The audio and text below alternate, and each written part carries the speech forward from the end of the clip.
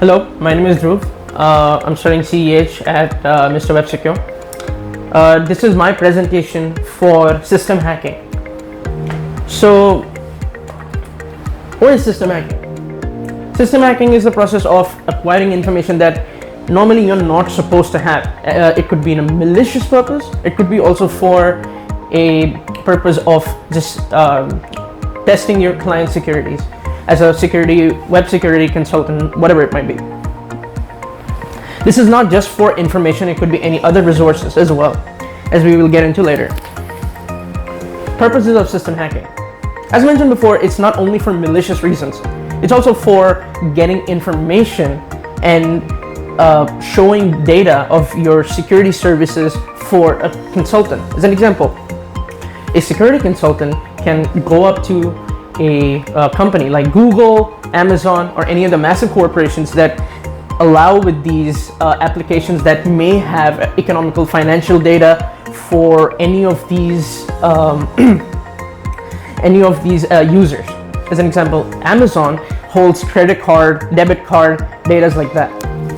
This information is very important, and if leaked in any way, shape, or form, the users and their money and addresses will be in danger.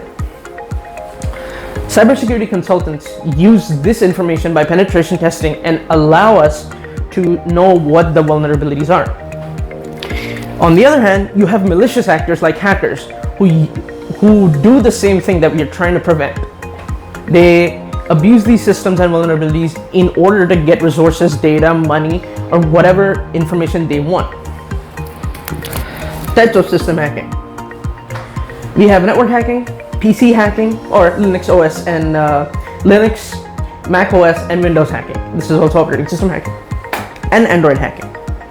On one side, you have network hacking where you can access an entire network. You can access also a PC. It's not just limited to accessing an entire network. It could also be a PC, it could be a server, or anything like that on the network.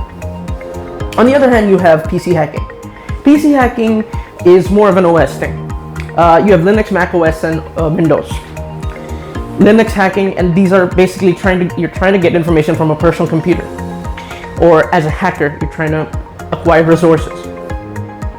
Android hacking is an offshoot of Linux, but Android hacking and Linux, the only difference is that Android, you have a mobile device on which the OS is installed on.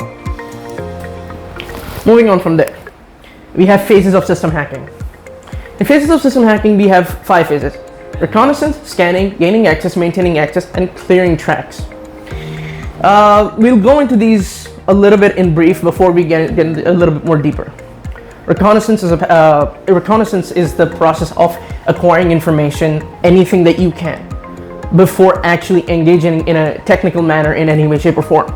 Scanning is where you actually which is the second stage, where you actually start scanning and deploying tools, just Metasploit, Nmap, and any of these tools that you might be using to get access to your target's computer. Finally, gaining access.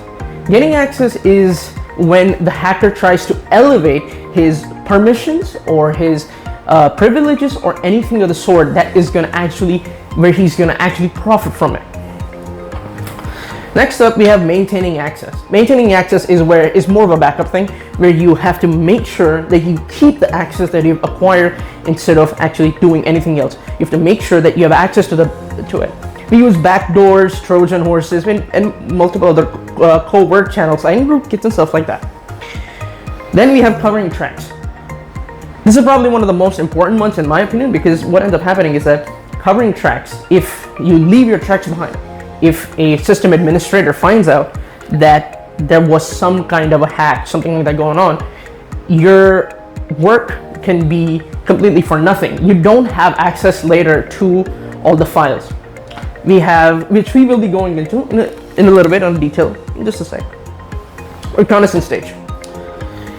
As mentioned before, the process of gathering information as much as you can from a target. This target could be an individual, a company, or anything of the sort that is what you're trying to extract resources and information from. We try to get the infrastructure information, we try to get the vulnerabilities and everything. This is where we also plan out what the next stage is actually going to, what nature of the hack is going to be like. Active reconnaissance. Active reconnaissance is the process of actively interacting with the target. This could be an individual, company, or either of those things, like mentioned before. This is a risky one since the target can guess up to what your intentions could be. However, we have the passive reconnaissance. Passive reconnaissance, it's more of collecting information just from around the sources. Information that's publicly available. Information that does not take us to acquired from the user by directly interacting with the target. Not user, target. Scanning stage. In the scanning stage, a hacker or security consultant tries to actually do a deeper research or actually uses tools that are given, such as Nmap, Medusa, and all of those things to access the networks of the target. There are 3 different types of scannings: network scanning, PC scanning, and network scanning, port scanning, and vulnerability scanning. Network scanning is the process of scanning a network, identify IP addresses and of the devices. Port scanning is the process of scanning ports of devices and understanding what ports are available to are open to send data to. Vulnerability scanning is a process of recognizing vulnerabilities that are available to the devices so we can exploit them. The tools we use for scanning are Nmap, Nessus, and Nexpose. Next up, tools we can use for penetration testing or exploitation: Medusa, Hydra, Metasploit. And finally, we come to some techniques that we can use for scanning: crafted packets, ping sweeping, ping sweeps, UDP scans, and TCP flags. Gaining access stage. Here we are going to be now escalating the process of actually going up the ladder, so to speak. We're now going to be gaining access to the devices. What we do here is we either try to crack the password by phishing, like mentioned on the screen, where we try to act as if we are reliable sources and try to get the information and the password from the target. Side note, a lot of times scammers and hackers use a method where they ask for, they act like they're Amazon, Google, or any of these companies, acting like they're legitimate. And they ask you, hey, can you give me your username password in order to exploit you? However, there is a security measure in place by these larger corporations in order for you to not fall for this. You will get messages, SMSs, or whatever you want to call it, as saying that bigger companies, banks, any of these companies, they will keep sending you messages saying, we do not ask for this, so keep that in mind. While trying to gain access, we use buffer overflows techniques or the hacker uses rather, to execute code by overloading the system's memory so that the hacker can actually execute their own code. We also use keyloggers. Keyloggers is a type of a spyware which can come in both hardware and software varieties. The benefit of the hardware one being that you can actually access the computer system at a BIOS level. On the other hand, the software ones can be in a Trojan format and look like legitimate softwares that can help, and they will record the keystrokes of the target. This is gonna let the data from the keystrokes or the keyboard sent to us in an email format of whatever way we have set it up. And then privilege escalation. Privilege escalation, there are 2 types of privilege escalations. First one being horizontal, or second one being vertical. Vertical privilege escalation is a privilege escalation where you go up from your assigned rights, as in if you're a user, you're going to be going up, as in you're going to be trying to be an administrator or a system owner who is going to have better additional system access, not better, additional system access. where you can do the same things as an administrator, as in installing any kind of software you want. It could be malicious code. This is why we do this.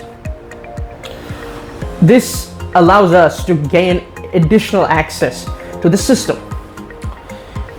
Horizontal privilege escalation.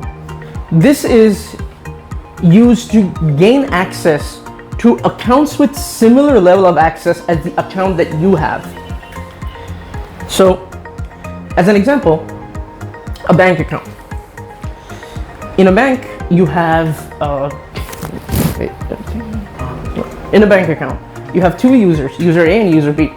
User A is a user that is your malicious user. User B being a user who is trying to be normal. He has an account which has resources, such as say 10,000 rupees.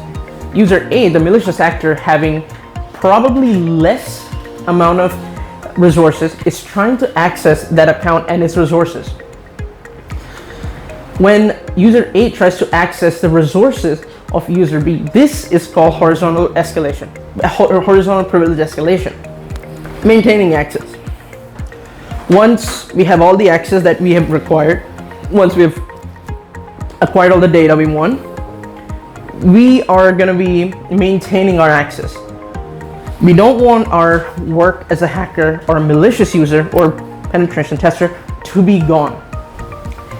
To secure the access, we install backdoors, Trojan kits, and rootkits, Trojan horses and rootkits. This is used to so that if at any point in time you want to come back into the system to get access to the system one more time to get any of the resources that you may want access to later. We also have to make sure that the system administrator, system security in any way does not know that we are in the system or we were in the system at any point in time. Which leads us to the next one, clearing track stage.